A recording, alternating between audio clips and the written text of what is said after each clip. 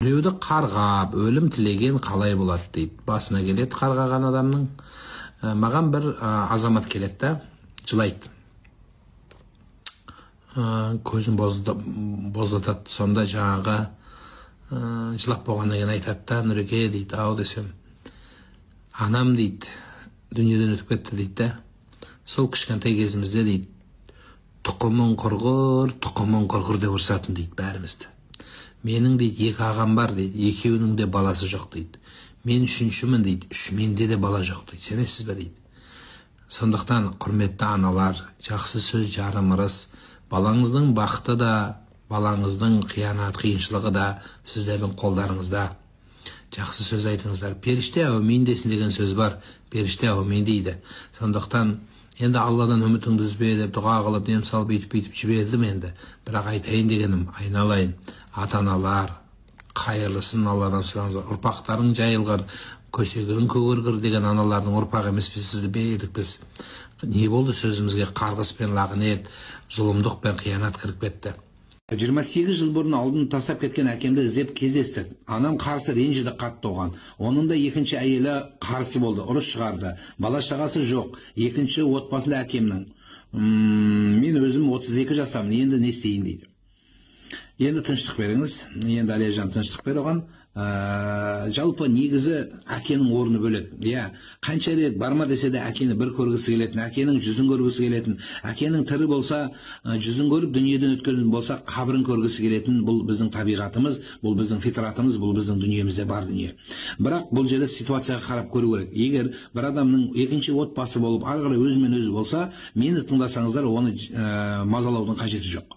Сыртынан амандығын тілеп қойған жақсырақ болады. Ал егер өзі келіп есік қағып жатса, кіргізу керек, әке ретінде қабылдау керек. Оған вообще сөз жоқ. 28 жыл бұрынғы әңгімені айтпау керек одан кейін. Неге тастадың бізді неге тастап кеттің, сол кезде тастамауың керек еді деген сияқты ақыл үйретудің қажеті жоқ. Әсіресе балаларға. Мен жиі естіп жүрмін, балалар осындай әкесін тауып, немесе әкесіне барған кезде әкесін отырғызып қойып, жылатып, боздатып, оған ақыл айтып, әкесі ол жылап, сықтап бәрі. Сіз ақыл үйрететін жөніңіз жоқ. Бұл бір. Екіншіден, келген әкеңізді енді қадірлеңіз. Енді не істеу керек? Сіздердің ситуацияңызда қырғын болып жатыр. Кейінгі екінші әйел енді әкесін тартып алады деп отқан жоқ, ол дүниесін тартып алады деп олар қорқып отыр. Сондықтан бұл жерде енді ары қарай тыныштық беріп, өмірді, мен бекер сөзін басын айтқан жоқпын, тыныштық беріңіз оған деп, ары қарай тыныштық беріп, жолыңыз болсын. Біз сіздің тілеушіңіз, қамқоршыңызбын деп дұға қойғаннан артықшылығы жоқ. Күйеуім көп ішеді, қуып кетеді, әбден шаршадым. Өте жаман ішкенде, туыстарым жақтыртпайды, ұялам, мені әбден позор етті, мамамды боқтады, жек көрем, жүк көргім келмейді дейді. Арақ ардың ажалы, ақшаның тажалы, ырыстың қырсығы, берекенің балтасы, төбелестің жаңқасы, өлімнің сол арқасы деген. Сондықтан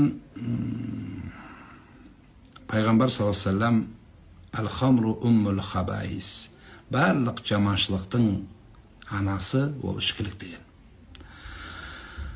Осынша өмірді, Құдай берген әдемі өмірді талқанын шығарып, аз-аздан ішейік, ода тұрған не бар, көңілді көтерейік, бұл өмірге қызық көру үшін келгенбіз деп, бірінші 100 граммнан пивадан бастап, сол sıрадан ішкілікке өтіп, оны да анда-санда тек қана мерекеде ішіп, сол мерекеден кейін күнде ішіп, достардың басы қосылғаннан ішіп, қазір бір шөлмектің артында қу басы домалаған қазақ көп ақ.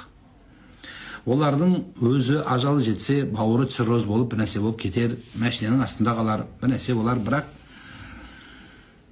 отбасы, жанұясы, ұрпағы не болды деген дүниеде. Сондықтан не істейсіз? Әкелері болса, балалардың алкаш болса, көтеріп әкеп үйге жуып жатқызсын деп айтыңыз. Басқа әке жоқ. Соны шариғатымыз солай бұйырады. Не істейсіз енді? Соны оқытып, кодировать етіп, токсикологтарға апарып жолықтырып, әйтеуір шама келгенше жобаға келтіру керек. Енді осы жерде сіздің өміріңіз не болды деген сұрақты қойғым келеді. Сіз сонда өлгенше бір алкаштың артында жүріп, өлгенше соның құлы болу керек па? Сонда бір адамның тағдыры, менің балам ана кісі айтқандай көп ішпейді енді, анда-шанда бір шөп шегіп анда-санда деген. Сонда сенің балаң анда-санда ішсе, Сонда біреудің тағдыры анда-санда, біреудің құлы, біреудің боғауызы, біреудің тепкен тебісі, өкпесін түсірген қорлығы болу үшін жаратылған ба сонда адам? Жарайды, ол анда-санда шер екен, бірақ негізі жақсы адам екен да. Енді соған шыдап, өмірін байлап жүрген адамға не айтуға болады?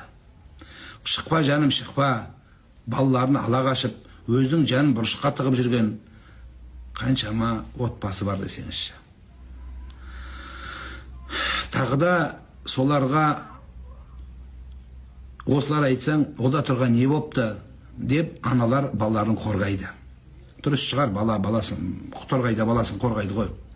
Бірақ баланың да баласы бар, баланың да бәлесі бар. Отбасына әке болып жарымаған, жан ұясын қорғай алмаған, ішкілікте басын қорлаған, отбасын соны шығармай ұстап жүрген әйелге қазақтың батыры десе лайық па сол бүгіннің? Жоқ, бізді олимпиада чемпионы болып 4-5 тек білегендер батыр ма? Тағы да сол әйелдеріміз өкіметтен, басқадан пенсия, әкімнен ақша сұраса жақтырмаймыз. Ескісі қалап, күйеуім алкаш болды десе, мен кінәлімін ба? Сенің байың алкаш болғанына деп, ұрсып шығарып саламыз. Не назын молдаға айта алмаса, не ата-анасын айта алмаса, не сабайтын байын айта алмаса, іштегі зарым мұңын кімге айту керек ол? Кімге барып жалыну керек? Кімнен барып өшін алу керек?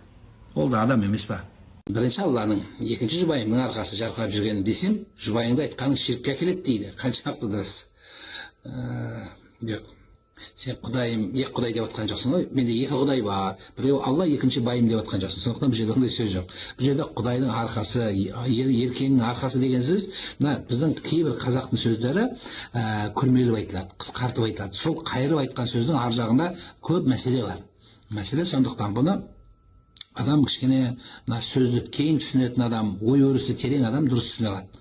Сондықтан айтайын дегенім, бұл жерде ондай ширк мәселесі жоқ.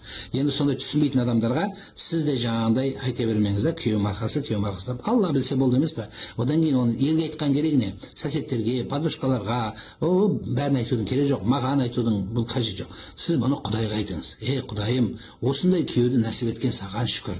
Содан кейін екінші кімге айтыңыз? Күйеудің өзіне айтыңыз. Құдайға шүкір, сен қандай жақсысың, мен қандай бақыттымын жер бетінде десең, күйеуің көзі бүйтіп қойе дейді, дейді, мынау кімнің қатыны дейді. Содан ортаң жақсы болады жаным. Сол күйеуге айтыңыздар. Қазір күйеулердің жүрек құлақтары нәзік, жүректері бос, буындары слабый қазір.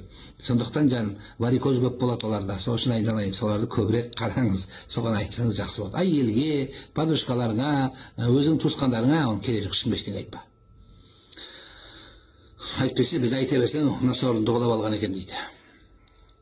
Содан кейін үйтіп айтпаса да, сіз мақтаған адамның біз несін іздейді адамдар? Мінін іздейді. Егер сіз біреуді мақтасаңыз, әйел күйеуін мақтаса, оның енді күйеуінің елін естейді, ой, жақсы екен, жақсы күйеу екен демейді. Естейді, мінін іздей бастайды. Бізде солай.